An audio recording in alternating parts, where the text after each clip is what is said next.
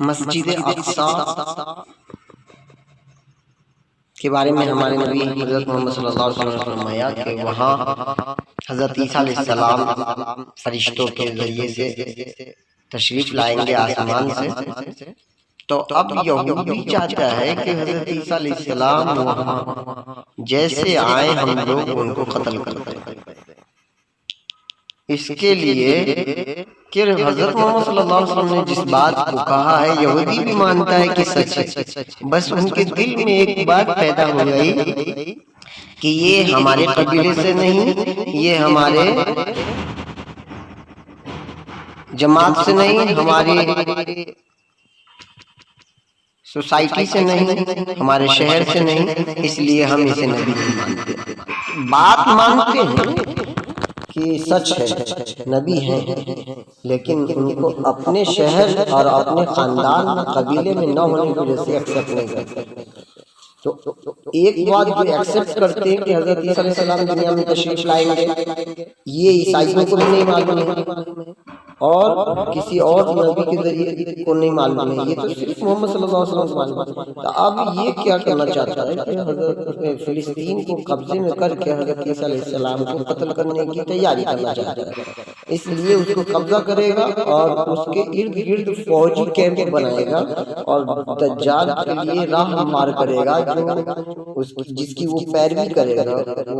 کیونکہ وہ دنیا کا خدا ہوگا اور وہ انرجی اس کے پاس طاقت ہوگی، تو اس لیے حضرت عیسیٰ علیہ السلام کے قتل کرنے کے لیے مسجد اقصی کو قبضہ کرنا چاہتا ہے۔ ہر ظالموں کو اپنے ظلم سے باز آ جانا چاہیے، نہیں تو ایک عام آدمی بھی طاقتور بن جاتا ہے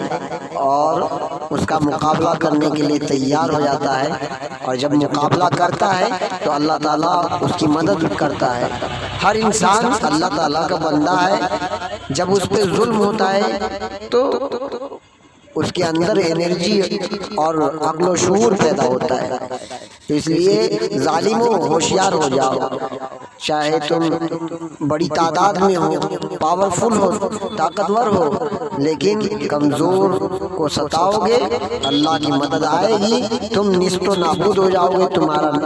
تاریخ سے ہستی مٹ جائے گی، نام اس کا زندہ رہ جائے گا۔ اس لیے بے شعوری کی زندگی نہ گزارو، شراب نوشی کی زندگی مت گزارو۔ اللہ تعالیٰ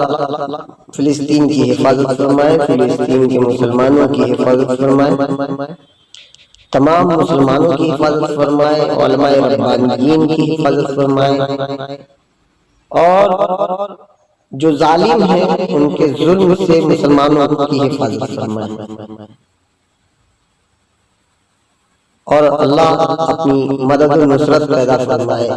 اور تمام مسلمانوں کو آپس میں اتحاد و اتفاق کے ساتھ رہنے کی توفیق عطا فرمائے، اور اپنے جوانوں سے کہیں گے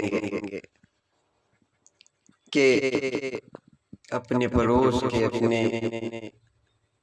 سادہ دل مسلمان اور دوسری قوم کے لوگ جو بس رہے ہیں، سکون سے زندگی گزارنا چاہتے ہیں، عزت کے ساتھ زندگی گزارنا چاہتے ہیں،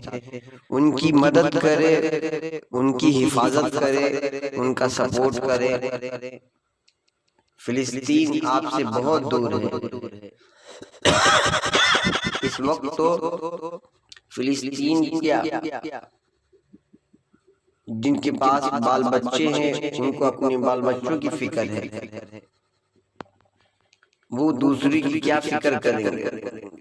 وہ اپنے بال بچوں میں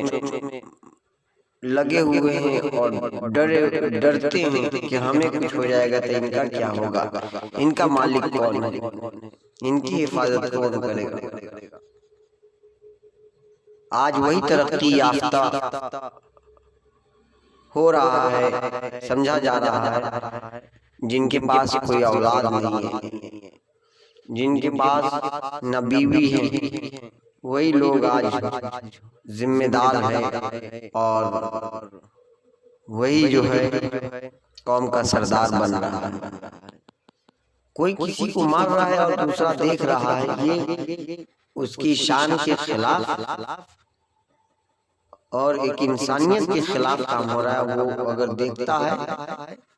تو وہ ترقی یافتہ نہیں ہو سکتا۔ وہ عزت آبرو کی زندگی گزار کر بھی مرا ہوا ہے۔ لوگوں کی مدد کرے، آپس میں کسی کو کیا ہو رہا ہے، کیا تکلیف ہے، کیا پریشانی ہے، کیا بھوکے سو رہا ہے، ان سب کی فکر کرے، تبھی آپ ایک سچے مسلمان ہیں، اچھے مسلمان ہیں، اور اللہ کے نزدیک آپ کا مقام ہے۔ خدمت خلق کے واسطے پیدا کیا انسان کو، ورنہ طاعت کے لیے کچھ کم نہ تھے کروبیاں۔ اگر عبادت ہی مقصود ہوتا تو اللہ تعالیٰ فرشتے کتنا پیدا کیے کہ ایک دن بیت المعمور کا طواف کرنے کے بعد زندگی بھر اسے چاند نہیں ملتا ہے۔